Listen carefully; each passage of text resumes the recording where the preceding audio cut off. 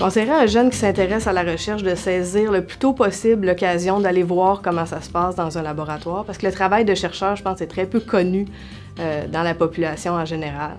Donc c'est sûr, il y a le côté de la science, mais c'est aussi important de savoir bien communiquer, vendre ses idées.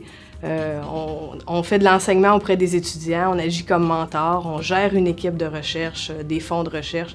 Donc c'est un travail qui est vraiment varié. Ça le rend plus complexe, mais c'est aussi ce qui fait son intérêt.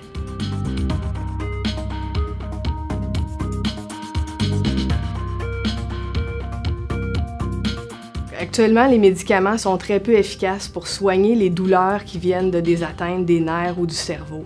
Donc moi, un de mes objectifs à long terme, c'est de développer une alternative aux approches pharmacologiques. Donc une voie qu'on poursuit, c'est de combiner des approches de réadaptation, comme par exemple l'utilisation de la réalité virtuelle, avec des approches de stimulation cérébrale, afin d'essayer soit de prévenir ou de renverser les changements nocifs qui peuvent se produire dans le cerveau suite à une lésion. Mon fils aîné joue au hockey, j'ai commencé à m'impliquer dans le hockey mineur. Je trouve ça fascinant quand on s'intéresse au rôle du cerveau dans l'apprentissage, de voir avec quelle facilité et à quelle vitesse les enfants sont capables de développer leurs habiletés motrices. Tous les enfants sont des chercheurs dans l'âme, veulent comprendre le monde qui les entoure.